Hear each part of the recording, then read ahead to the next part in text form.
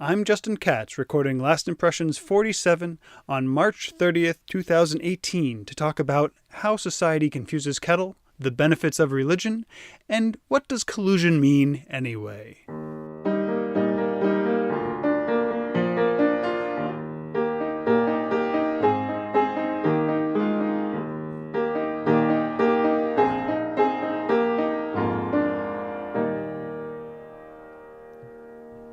As you may have noticed, it's been a couple weeks since I've recorded one of these podcasts. I'm not quite sure where the time goes. It just seems everything piles together, and before you know it, there's no time to sit around a microphone and talk. What? One thing I did do, though, and I want to mention right up front here, I set up on oceanstatecurrent.com a page. You can find it right at the top. There's a link at the top of every page. And the page is called Subscribe, Friend, and Follow. And I'm trying in a more determined way to make sure that everybody who's interested in our content on Ocean State Current, or my content, if you're that dedicated, can make sure we can reach you wherever you want to be reached. So visit that page. You can find the Facebook links, Twitter links, iTunes, YouTube. We're just trying to build that up. Oh, and the newsletter, the mailing list with your email, that'd be helpful too. We got to get something building here, because it seems like people who think in a common sense, conservative way are kind of being edged out of a lot of the venues where people share and collect information. And we need to come up with a response to that trend.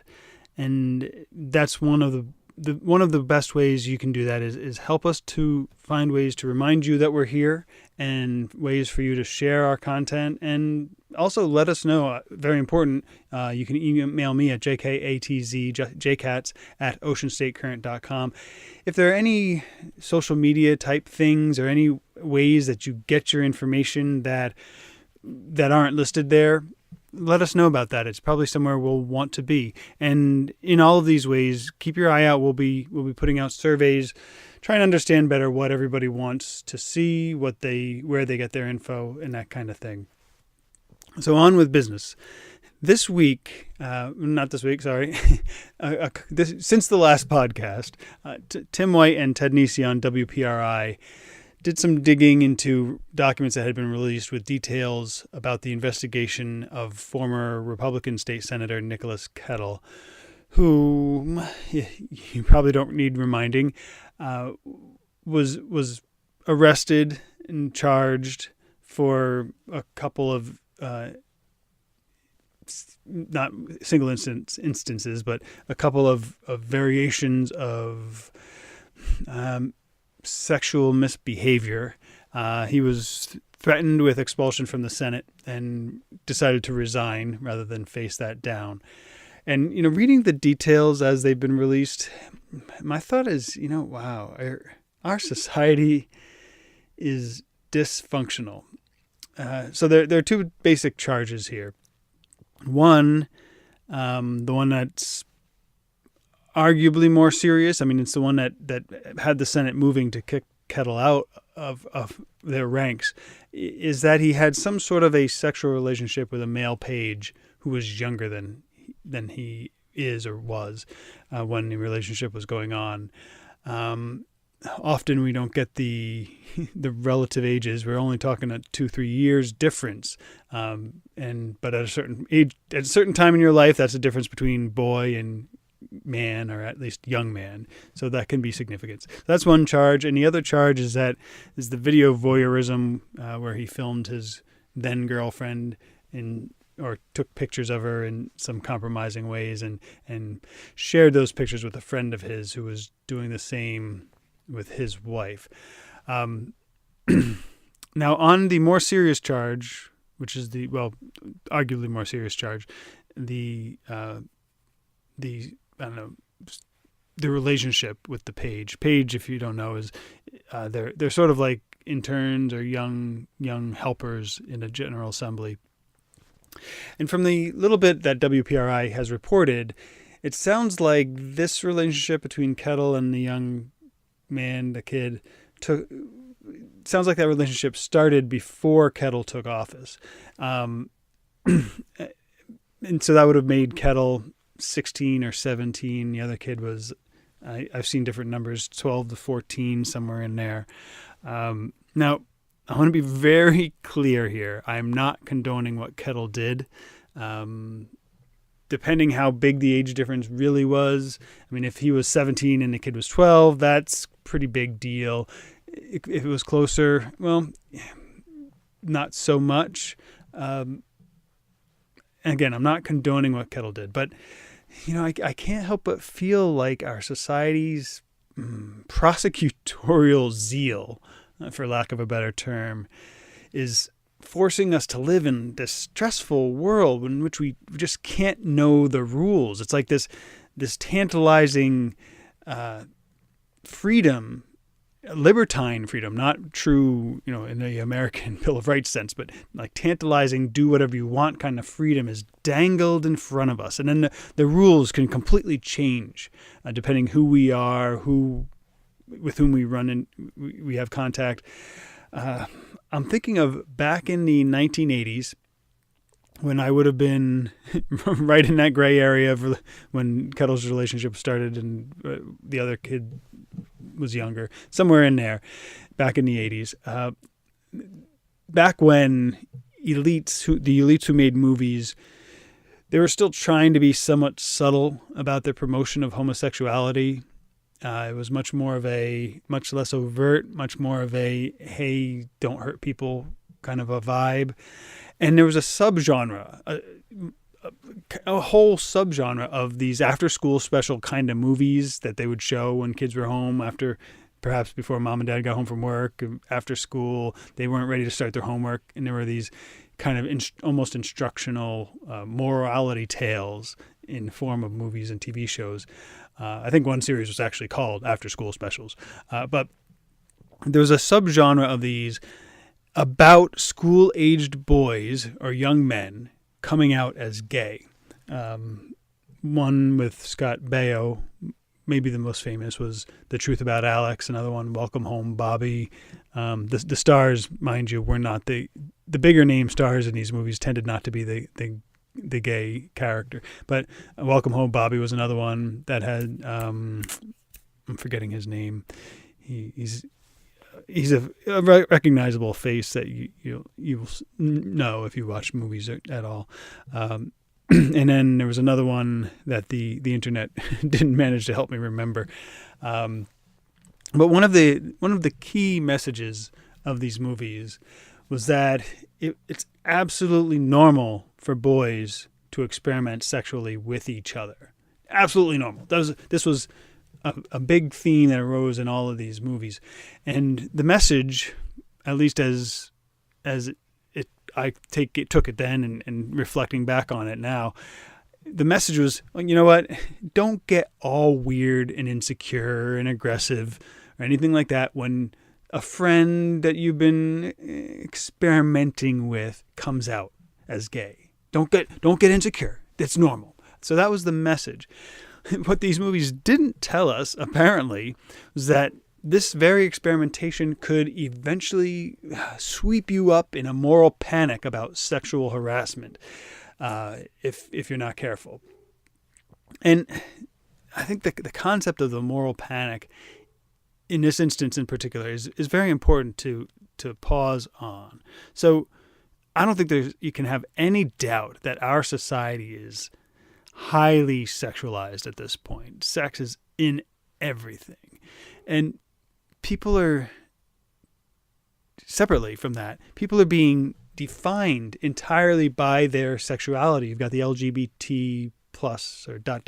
or et cetera. Just the people you want to have intimate relationships with, that defines your identity group in a lot of ways. Or it's one key aspect of that. On top of that, a lot of the message is, hey, anything goes, unless you're a Republican or something, and then you have to live by a very different standard. But there's this kind of everything goes, men and women porn, this, that, the other thing. Those rules are all gone, and yet the rules can change in an instant. If you're, as I just suggested, if you're the wrong kind of person, or if you're politically disfavored, or if you run into the wrong person. I mean, the message in a nutshell is kind of like, just be true to you, unless we decide that we don't like you, and then we'll take you out. I mean, that's basically the message that's out there now. And, it's no wonder young men are so screwed up in that environment. It's just you can't know what rules you're trying to play by. You can't deal with them. You don't know how to position yourself emotionally. You don't know how to structure your relationships. Nobody can teach you how, in fact, because we don't know. Hey, when I was a kid, that was considered something all boys do, and now you're being pilloried for it, as if it's some sort of horrible deviance that ought to have you locked up in jail. Now, again, I don't know the details of Kettle's specific situation, so there may have been lines crossed there. I'm just speaking generally here. And as for the voyeurism charge, well, that's a perversion I have to confess I just don't get. I don't understand the objectification of somebody you supposedly care about, and the violation of their trust. I mean, I've been calling the other one more serious because that's gotten a lot more of the attacks on Kettle have been much more pronounced in that area, but the voyeurism thing is just not right. And in both cases, I think you have to say, if the accusations are true, and they haven't been proven in a legal sense, and certainly I don't have the details to say one way or another definitively what lines were crossed. If they're true, though, Nick Kettle has and should continue to pay a personal price for his behavior. I mean, being young doesn't save you from that, but hopefully the price will serve the purpose of leading him to fix whatever is kind of broken in his psychology. Again, if the accusations are true. But the important point here I'm trying to get to is that I think we have to acknowledge our culture's role in breaking that psychology of young men. And we're setting them up for failure. And it's not only on a sexual thing. I mean, if you look at, I wrote a post and I've had an op-ed in the Cranston Herald recently, and maybe elsewhere, talking about how we're not teaching boys how to grow up and address their feelings and their reactions to the world in a sort of masculine way, which I would say is sort of taking your frustrations and putting them into some kind of an action. And it can be a very subtle thing to learn. And we're thwarting that too. So at the same time, natural hormones and sexual urges of men are becoming very challenging on a slippery surface of political correctness and changing ideologies. Not only that, but a lot of the ways boys learn to channel those feelings, say going into medicine or science or something like that, a lot of those ways are being suppressed because the thing of the moment is to promote girls, especially in those kind of historically male-dominated fields.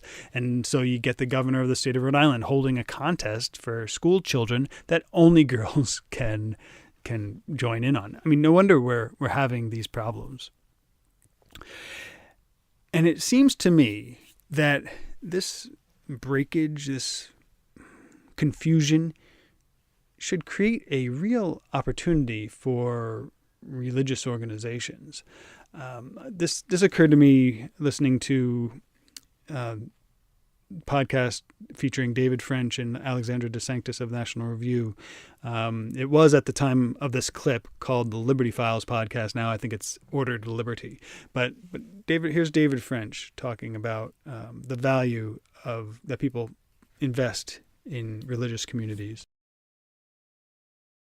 Faithful religious communities, particularly faithful religious communities that are Orthodox within the mainstream of the Orthodox tradition, as opposed to some, extremist sect, tend to be pretty high functioning, community oriented, warm, friendly, places that you want to belong to. I mean, our church is a tremendous community here in our little town in Tennessee.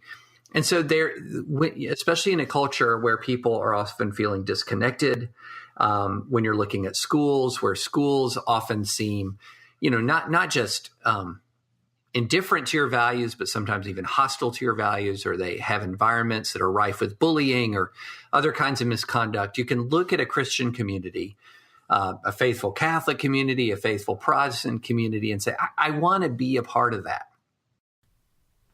Now, French, the context in which he's talking here is the need of religious communities to recognize that people who are involved with them might not share all of their theological values. You see this at Catholic schools where, it's whether because it's just a good school and parents want the educational aspect, or they kind of like the uniforms and the whole kind of structure of a Catholic school, will send their children there without actually being Catholic. They just want to be part of something, and they think the moral foundation is good. I think of when the Rhode Island Center for Freedom and Prosperity was advocating for school choice more strongly than, it's an ongoing thing, but when that was a dedicated project a few years ago, a woman came from one of the Catholic schools over there on the mainland over there in that other part of the country in central Rhode Island. This woman came, I think she was a single mom, Native American, and she talked about how she was raised in a very rough situation with sexual abuse and all this, and how it was very important to her that her daughter have access to this moral foundation. I've seen it with other children at my children's schools, people who aren't religious, but they think it's just a healthy environment, and that's an opportunity for those of us who are religious to draw people toward us. And we draw them toward us. The moral foundation's a big part of that, improving their worldviews and stuff. But as people are ready to look more deeply into it, they look, okay, what is providing this foundation? And that's important. And you can't really pursue that mission if you've got overly strict rules of entry, and I think that was part of what French was talking about. Of course, at the same time, there have to be some rules of entry, right? There have to be some standards and some respect for what the beliefs of the community actually are. Otherwise, the community loses what's really important about it, and what defines it, and what gives it the foundation I was talking about. So one of the key rules of conduct should probably be respecting the foundational values of the religion. I actually had keyed this clip to talk about prior to the big story out of Providence College, in which a student, Michael Smolenskis, who was a resident assistant at Providence College, is Catholic, and he had, in response to, for a whole month, there had been a bulletin board in an all-girls freshman, sophomore, I think, dormitory promoting same-sex marriage and with an emphasis on lesbianism, which right then, makes you shake your head. This is a Catholic school with dormitories divided by sex, presumably so that the sexes don't do what people of different sexes tend to do, and so they can be formed fully in their own self, their own gender, their own sex. And here there's advertisements for lesbianism. It's just something.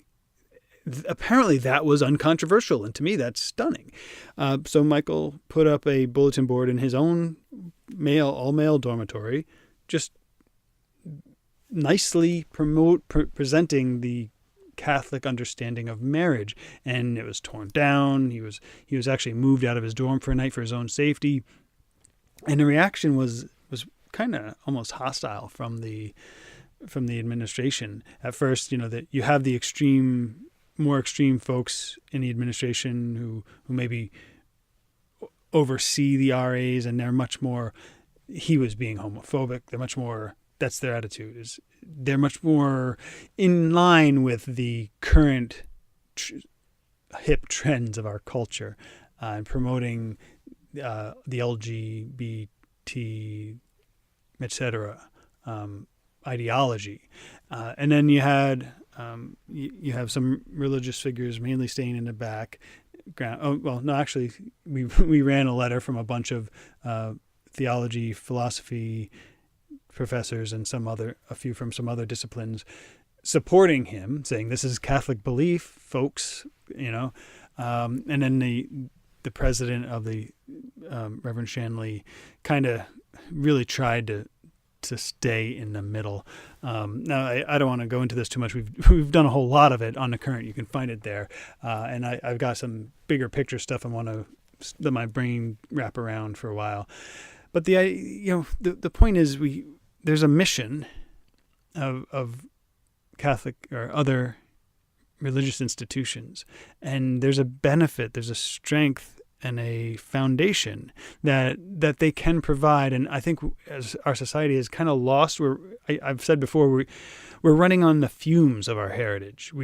People still believe in the morality, but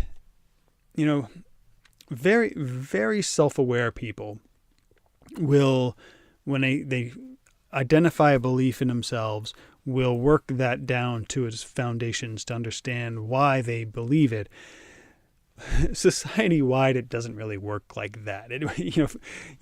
People just learn what's true and good, and over time, if there's a foundation, it will flourish. If there's a reason for it, because then anybody who does think about it or look into it some more or try to develop it reaffirms the belief. If there's no foundation, then it will be challenged and deteriorate, because there's always somebody who's going to say, well, why not? Why can't I do what I want to do? Your explanation isn't satisfying to me, and there's no foundation for it. And over time, the things that people want to be able to do, that builds up and snowballs. And so you need that foundation. And that's a lot like the stability.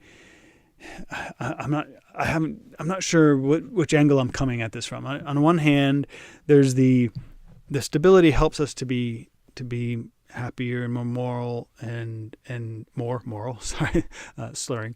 And on the other hand, that's all deteriorating, and we need to build that back up. We need foundations. We need families with fathers who can teach their sons subtly to be masculine without being toxic.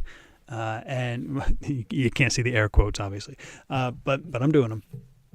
You need a religious foundation to give something that supports that moral vision that people know is needed, and that attracts people. And we see with mainstream religions and other organizations that try to discard that foundation and say we don't really need the trappings. We need the substance. The substance doesn't lack without the foundation. You ever try to eat a kind of drippy roast beef sandwich without a good piece of bread that'll hold it? It doesn't work very well. Which, in a kind of contradictory way, I guess, as you can tell, I don't have the and so for this conversation. I'm kind of, these are basically, I'm looking at three topics that all have kind of come together coincidentally in different things I've seen or listened to. I'm trying to pull them all into one. But this feels somehow related to the whole Trump-Russia collusion thing and President Trump in general as a Republican. A lot of conservatives still have a problem with President Trump, and depending how you define it, I'm one of them. I mean, I don't like his presentation. I never have. I've never bought the genius businessman image, and the coarseness bugs me, and I think in the long run, you are who you say you are. On the other hand, being moral isn't a surrender. We do, somewhere there's a line where we have to act in this world, right? We can't, we're not, I don't think we're all called to be monks and nuns who will just peacefully go about their business until waiting potentially to be slaughtered. I mean, now surviving slaughter is not the highest good. The highest good, in my view, is the relationship with God, which can happen in suffering, especially. So in some ways, we shouldn't shy from those sorts of things. But I don't think we're all called to sit there and wait and let it wash over us. Otherwise we wouldn't be called to help other people, right? Because then you're interfering with their suffering. So somewhere there's a line here where, you know, you work with the politician who helps to make the world better, and you can't just put a because of the policies, not because of the personality. And you can't just say, you know what, he's off-putting. I don't like the way he's doing this. The method is terrible, and so we can't cooperate with this. Some conservatives, though, are like that, and they simply can't accept his being in our fold. I disagree with that in large part because, you know, you're never going to have a significant number of pure warriors, and your enemies are always going to want to highlight the things that your warrior should, that where your warriors contradict your values. We see that. That's why Republicans are always held to a higher standard for behavior, because their enemies control the narrative. But there's also sort of in the spirit of colleges accepting, Catholic colleges or other religious colleges accepting the people who don't share their morality in the hopes of drawing them toward them. We have to keep that in mind with people like President Trump, that we're supposed to want to draw people whose behavior is objectionable to a better way. So there are a lot of similarities there. But, you know, you can't dismiss the gut aversion to President Trump. I was thinking of this in particular with Jonah Goldberg, who's a National Review columnist, and he now has a podcast called The Remnant.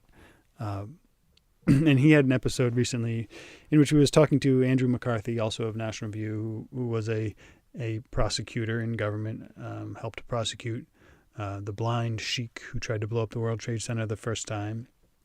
And Andrew McCarthy's been writing really great stuff with his inside expert perspective about the investigation, the Mueller investigation, and so on, into President Trump with this whole collusion narrative.